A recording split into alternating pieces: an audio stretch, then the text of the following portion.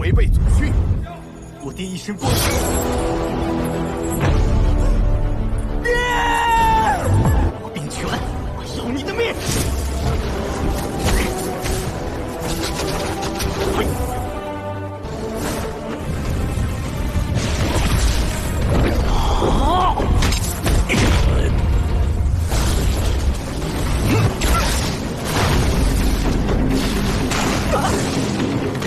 ！Assalamualaikum warahmatullahi wabarakatuh.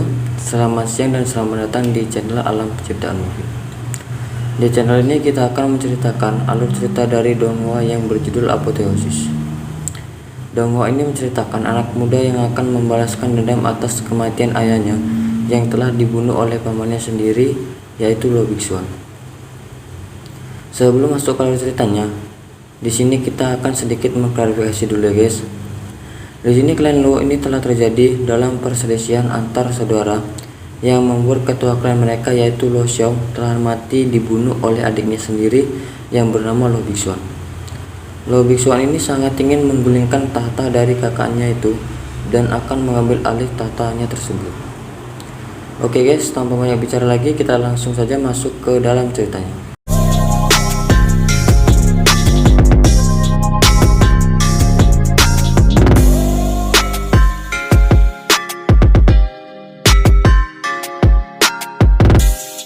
Di awal film, kita diperlihatkan para budak yang berasal dari divisi tertua. Di bawah derasnya hujan, mereka hanya disuruh berjalan menuju penjara bawah tanah milik klan Wu. Tak lama dari situ, kemudian ada salah satu budak yang dicambuk oleh para penjaga itu, dikarenakan ia berpura-pura lemas. Namun, para penjaga itu bukannya menolong pemuda itu, malah ia mencambuknya tanpa henti. Di sela-sela yang mencambuk budak itu, ternyata ada seseorang yang menghentikan cambukannya itu kepada budak tersebut, dikarenakan tidak mau ada noda darah sedikit pun di lantai.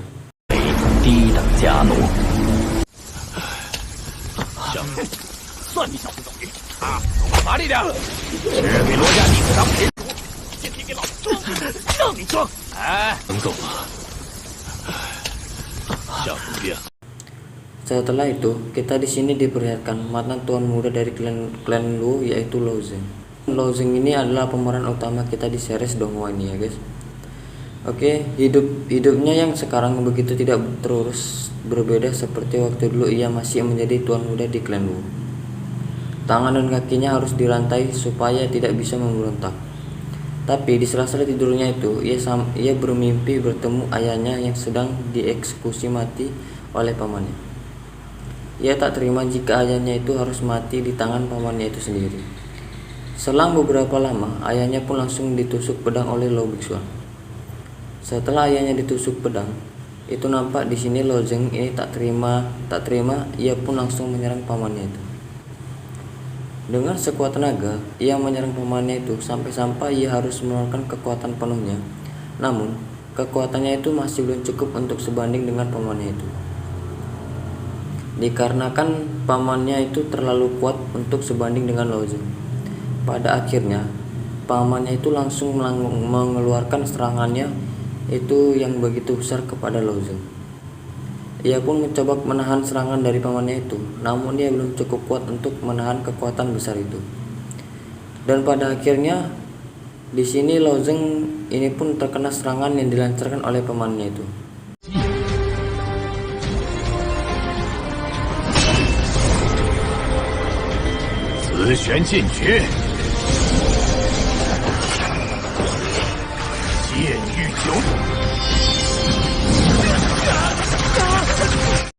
Setelah terkena serangan itu, tiba-tiba ia pun terbangun dari tidurnya. Belum sampai di situ, ia langsung tertidur lagi. Namun, masih di tengah-tengah tidurnya, ada seseorang yang berjalan menuju dirinya.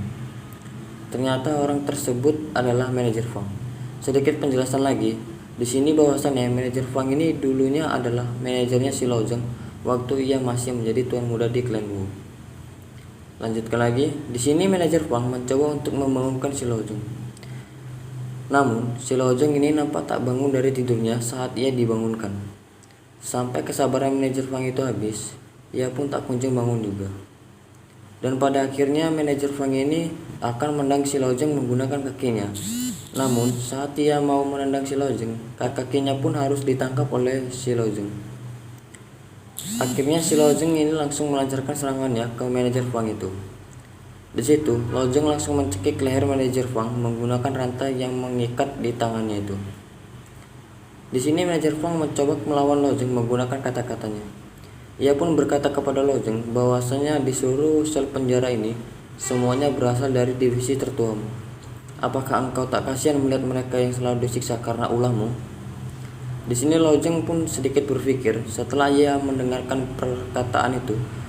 Setelah lama ia berpikir, ia pun melepaskan rantai yang mencekik leher manajer Fang itu. Dan di sini Lojeng masih belum tahu apa tujuan sebenarnya manajer Fang ini sampai ia mau ke selnya si Lojeng.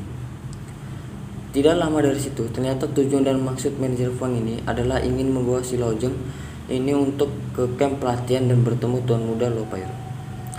Setelah itu, manajer Fang pun langsung membawanya keluar dari selnya menuju ke camp pelatihan. Tidak lupa juga, tangan dan kakinya juga masih diikat rantai. Tidak lama dari situ, di sini kita diperlihatkan Tuan Muda yang sekarang yaitu Tuan Muda Lo Pairo. Di sini Lo Pairo nampaknya sedang menunggu seseorang. Di sela-sela ia menunggu, datanglah seseorang menuju dirinya. Ternyata seseorang itu adalah manajer Fang itu sendiri. Ternyata Lo Pairo ini sedang menunggu manajer Fang yang untuk mengasih info tentang Lojeng. Setelah ia sampai di tempat Lo Pairo, ia langsung melaporkannya bahwasannya si Lojeng ini telah dibawa ke camp pelatihan. Setelah ia melaporkan itu, Lo Pairo pun langsung menuju ke camp pelatihan tersebut. Setelah itu kita dibawa ke camp pelatihan yang sedang terjadi penyiksaan antara para murid dan para budak. Begitu banyaknya budak yang dihajar oleh mereka sampai-sampai para budak itu takut untuk disiksa oleh para murid. Setelah itu para murid masih belum puas untuk menyiksa para budak. Mereka pun memilih salah satu budak yang untuk disiksa lagi. Setelah sudah dapat, mereka pun langsung mengeksekusi budak tersebut.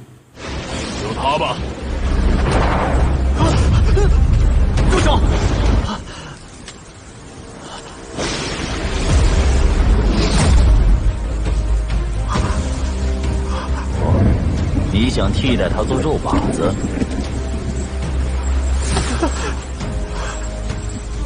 Saat ia mau dieksekusi oleh murid itu, datanglah seseorang yang menghentikannya.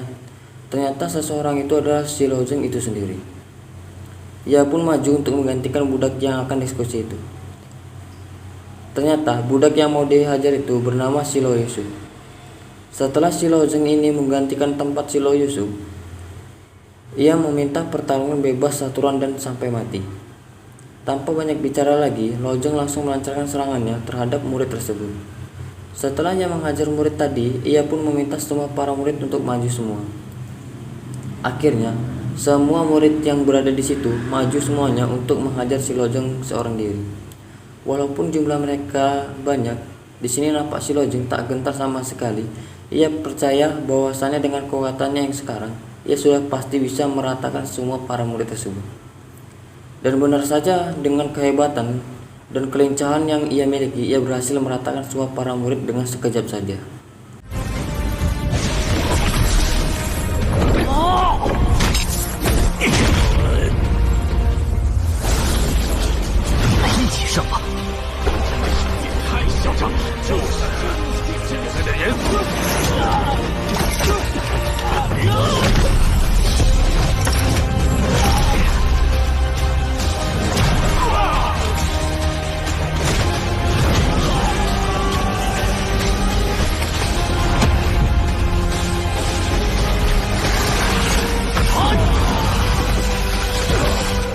Setelah ia selesai mengajar para murid itu, di sini kita diperlihatkan pelatih dari klan Wu. Di sini nama dari pelatih tersebut tidak dikasih tahu, jadi kita panggil saja dia si pelatih. Lanjutkan lagi, pelatih ini pun menguji si Lojeng dikarenakan ia cukup hebat dan berbakat. Di sela-sela mereka berbicara, datanglah seseorang menuju ke camp pelatihan. Ternyata seseorang itu adalah Tuan Muda Lo Pairo dan manajer Fang. Setelah Lo Pairo sampai di camp pelatihan, ia langsung berkata kepada Lojeng, mengapa mereka belum juga membunuhmu? Di sini Lojeng pun langsung menjawabnya, aku tidak mungkin bisa mati di sini. dikarenakan aku belum membalaskan dendam atas kematian ayahku. Saat ia berkata seperti itu, di sini Lo Parent pun nampak tak suka dengan perkataan dari Lo Zeng itu. Akhirnya si Lo Parent mengajak si Lo Zeng untuk Baiwan. Nampaknya di sini Lo Zeng menerima ajakan Lo Parent itu. Tanpa banyak bicara lagi, Lo Parent langsung saja melancarkan serangannya terhadap Lo Zeng. Nampaknya di sini Lo Zeng terlalu lengah saat ia berhadapan langsung terhadap Lo Parent. Ia pun sangat gugup sampai-sampai terkena serangan yang dilancarkan Lo Parent ini. Ia mencoba menahannya, namun kekuatan si Lo Parent ini sangat kuat. Akhirnya ia tak bisa menahan kekuatan itu dan harus terpental jauh dari tempatnya ia berdiri. Di sini Lo Zeng pun baru menyadari bahwasannya ranah mereka berbeda jauh, sedangkan ranahnya si Lo Zeng hanya di ranah penyucian tulang tahap menengah, sedangkan si Lo Parent sudah berada di puncak ranah penyempurnaan tulang. 我佩然，罗正，我闭关多时，没想血手还没报完，我怎么可能是？我腻歪了。罗正，你还是这么不知死活。来，让我看看罗家长房曾经的天才少爷，现在还有几分？这就怕了吗？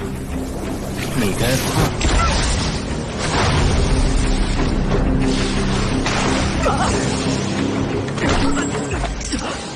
烈光境巅峰，惊讶吗？ Sesudah ia mengajar si Lo Zeng, ia pun langsung menghampiri si Lo Zeng dan berkata bahwasannya adiknya itu telah dihukum oleh Sekte Xingyu dikarenakan sedang mengerjakan tugas tidak baik dan sudah menyinggung seseorang yang penting dari Sekte Xingyu, jadi harus dihukum ke Gunung Api Penyucian. Di sini Lo Zeng mendengarkan itu, ia pun nampak panik dan takut. Kemungkinan di Gunung Api Penyucian itu tempat yang sangat berbahaya bagi para kultivasi. Jadi, ia pun cukup panik dan cukup bingung untuk mengambil keputusan apa yang harus ia ambil untuk menyelamatkan adiknya atau di sini saja. Di sini kita belum dikasih tahu apa yang akan terjadi pada adiknya si Lo Zeng, dikarenakan episode ini telah selesai.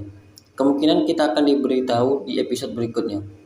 Jadi sampai di sini dulu episode hari ini. Kita akan melanjutkannya di episode berikutnya. Kalau ingin tahu alur cerita selanjutnya, jangan lupa untuk subscribe, like, comment, and share ya guys, supaya kita bisa bertemu lagi di channel Alam Penciptaan Movie. Bye bye semuanya.